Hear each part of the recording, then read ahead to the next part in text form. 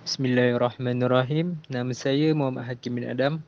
Hari ini saya akan membentangkan tentang Manhaj Ihya Ulumuddin. Kita tengok pada Muqaddimah, kitab Ihya Ulumuddin yang dikarang oleh Imam Al-Ghazali.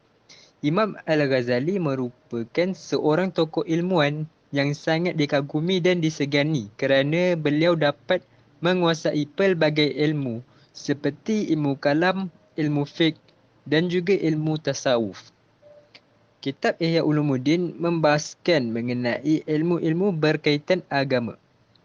Kitab ini ditulis antara tahun 489 Hijrah dan 495 Hijrah. Kitab Ihya Ulumuddin ini mempunyai peranan dan pengaruh yang sangat besar dalam menangkis serangan materialisme dan juga ateisme.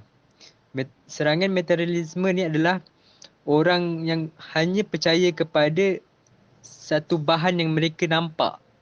Apabila benda gaib ni mereka tak percaya. Manakala ateisme pula adalah satu kelompok yang tidak mempercayai kewujudan Tuhan.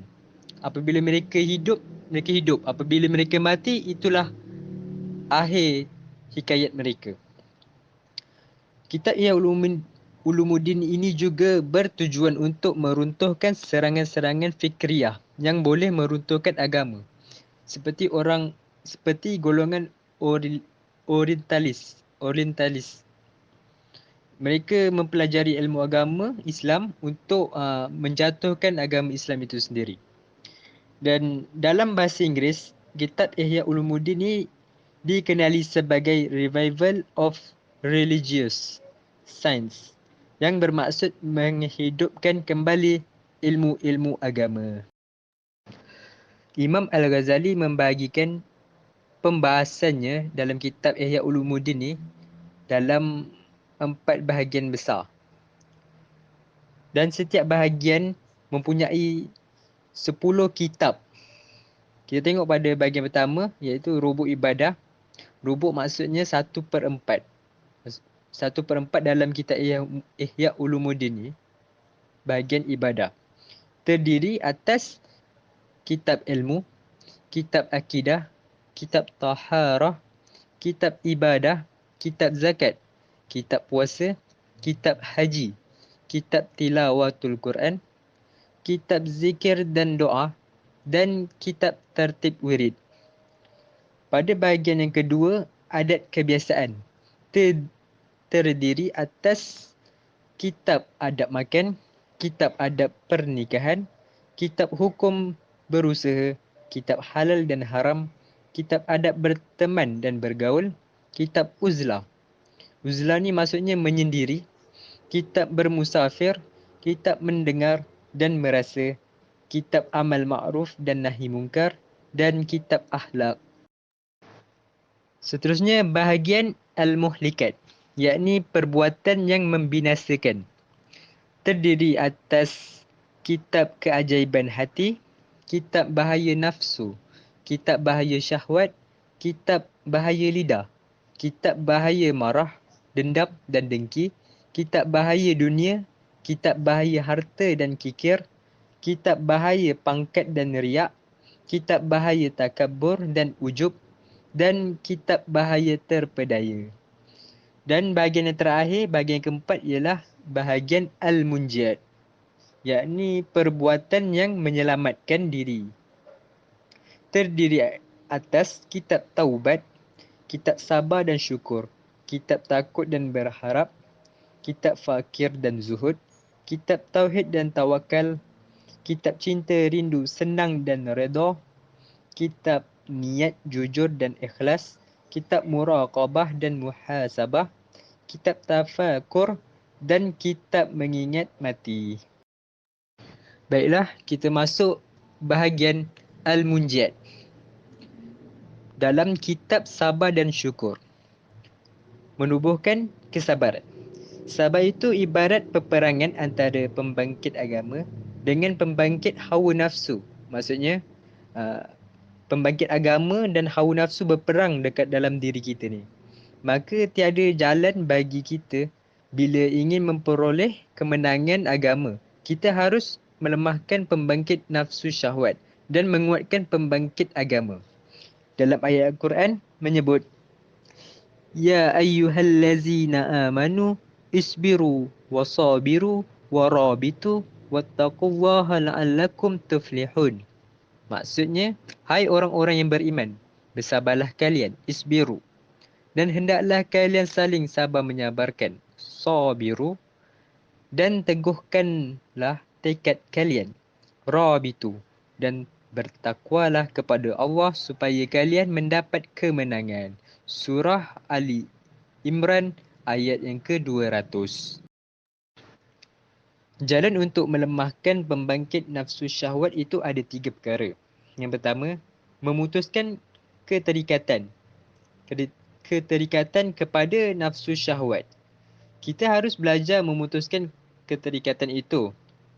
Contohnya, keterikatan kepada makanan. Kalau kita nafsu makan kita kuat, maka kita perlu berpuasa.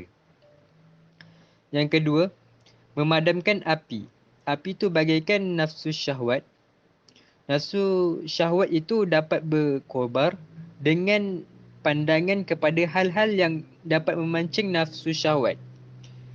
Mengikut kajian Qudusiyah 2021, Rasulullah SAW bersabda, pandangan itu adalah salah satu panah beracun dari panah-panah iblis. Jaga pandangan dari hal tercela, jaga telinga dari berita tidak baik, jaga langkah kaki dari tempat yang buruk atau yang keji, jaga fikiran dari bacaan tidak bermanfaat, merupakan langkah-langkah memadamkan api nafsu syahwat. Okey, seterusnya yang ketiga, mencari jalan yang halal.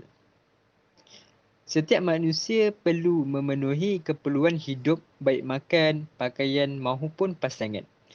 Maka semua itu dapat dipenuhi dengan menjaga diri dengan syariat yang kuat mengikut Al-Quran dan juga Sunnah. Yakni mencari jalan yang halal atas setiap kebutuhan hidup dan elakkan perkara-perkara yang haram. Seterusnya, jalan untuk menguatkan pembangkit agama ada 2 perkara. Yang pertama, menuntut ilmu. Kerana ilmu adalah cahaya yang memadamkan kegelapan dalam hidup kita dan menerangi hati. Mengetahui kelebihan dan keutamaan sabar bagi kehidupan di dunia dan di akhirat merupakan salah satu ilmu yang bermanfaat dan menguatkan agama. Dengan pengetahuan tentang sabar, seseorang menjadi gemar dengan musibah kerana mereka telah pun terbiasa. Kerana telah jelas baginya apa yang sementara dan apa yang kekal abadi. Yang kedua, belajar mujahadah. Berperang melawan pembangkit hawa nafsu yang negatif yang boleh menyebabkan kita melakukan perkara yang mungkar secara beransur-ansuran. Kena sedikit demi sedikit hingga ia memperoleh lazatnya kemenangan sebuah pertempuran. Dengan demikian muncul keberanian dan kuatnya tekad ketika berjuang melawan hawa nafsu tersebut. Dia berani untuk menasihat orang sekelilingnya apabila dia telah pun melatih dirinya sendiri. Sesungguhnya kebiasaan dan selalu melatih diri dengan perbuatan-perbuatan yang sulit itu mengukuhkan kekuatan kita. Melawan hawa nafsu ni adalah satu perbuatan yang agak sukar. Jadi kita perlu melawannya secara sedikit demi sedikit, melatih diri kita sedikit demi sedikit. Masih lagi dalam bahagian Al-Munjiyat, dalam kitab Sabar dan Syukur, sabar adalah gerbang kebaikan, pintu kebaikan. Keutamaan sabar menambahkan lebih banyak darjat dan kebajikan kita di dunia. Dalam ayat Al-Quran, ulaika yu'tauna ajarahum marrataini bima sabaru. Maksudnya, kepada orang-orang itu diberikan pembalasan, yakni pokok 2 kali lipat disebabkan kesabaran mereka. Surah Al-Qasas ayat ke-54. Baiklah, masuk pada kitab Takut dan Harap. Masih lagi bahagian Al-Munjad. Meletakkan harapan.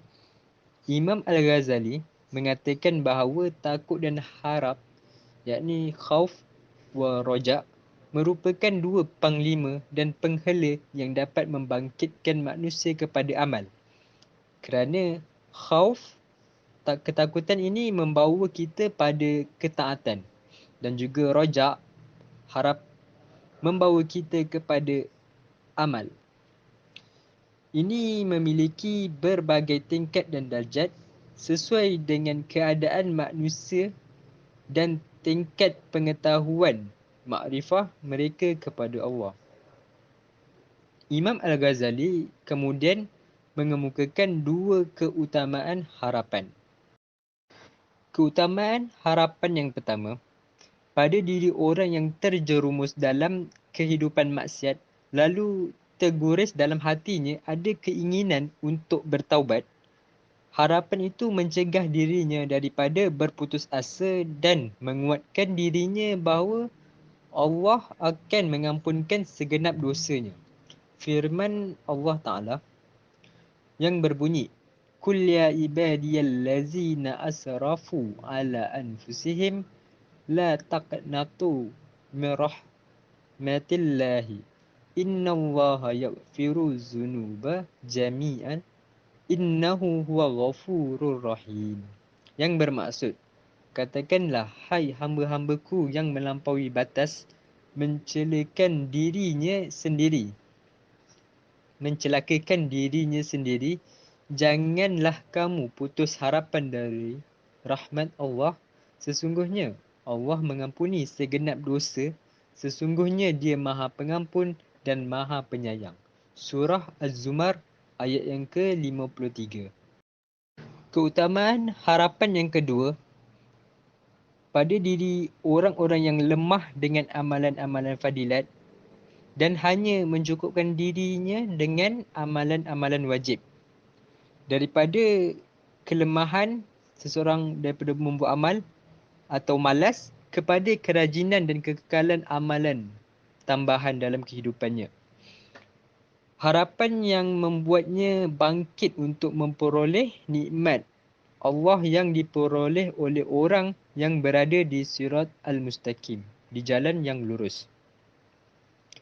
Dalam firman Allah yang berbunyi, وَمَنْ يُطِعِ وَالرَّسُولَ فَأُولَئِكَ مَعَ الَّذِينَ أَنْعَمَ اللَّهُ عَلَيْهِمْ مِنَ النَّبِيِّينَ وَالصِّدِّيقِينَ وَالشُّهَدَاءِ وَالصَّالِحِينَ.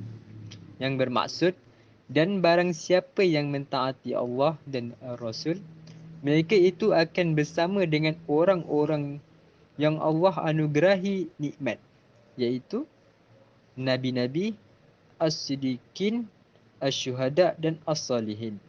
Surah An-Nisa ayat yang ke-69. Kita masuk pada kepentingan. Sesungguhnya Allah Subhanahu Wa Taala akan membantu orang yang menegakkan agamanya. Dalam firman Allah yang berbunyi, وَلَا يَنْصُرَنَّ اللَّهُ مَنْ يَنْصُرُهُ إِنَّ اللَّهَ لَقَوِيٌّ عَزِيزٌ. Maksudnya, sesungguhnya Allah pasti menolong orang yang menolong agamanya. Sesungguhnya Allah benar-benar maha kuat lagi maha perkasa. Surah Al-Hajj ayat yang ke-40. Dalil yang kedua berbunyi, Ya ayyuhallazina amanu in tansurullaha yansurkum wa yusabbit aqdamakum. Yang bermaksud, hai orang-orang yang beriman, jika kamu menolong agama Allah, nescaya Dia akan menolongmu dan meneguhkan kedudukanmu. Surah Muhammad ayat yang ke-7. Kesimpulannya, Imam Al-Ghazali adalah ulama yang hebat pada zamannya dan dikenali sehingga ke hari ini dengan sumbangannya iaitu kitab Ihya Ulumuddin. Apabila kita berpegang kepada 4 bahagian dalam kitab Ihya Ulumuddin, maka kita telah mempelajari 40 kitab agama. Dalam Rubu' Al-Munjiyat, bahagian menyelamatkan diri kita, dalam kitab Sabar dan Syukur, kita dapat mempelajari bagaimana untuk mengurus nafsu dengan melatih diri dengan bermujahadah menuntut ilmu. Dan kitab Takut dan Berharap bahawa setiap dosa yang kita lakukan Allah pasti akan mengampuninya apabila kita berharap kepadanya. Sesungguhnya rahmat Allah itu luas. Maka janganlah berputus asa untuk berharap kepada Allah Subhanahu Wa Taala dengan sepenuh jiwa dan raga. Dalam firman Allah yang berbunyi, Innallaha la yaghfiru an yushraka bihi wa yaghfiru ma duna dzalik. Yang bermaksud sesungguhnya Allah tidak akan mengampuni dosa syirik dan Dia mengampuni segala dosa yang selain daripada syirik itu. Surah An-Nisa ayat yang ke-48. Baiklah, itu saja daripada saya. Sekian, terima kasih.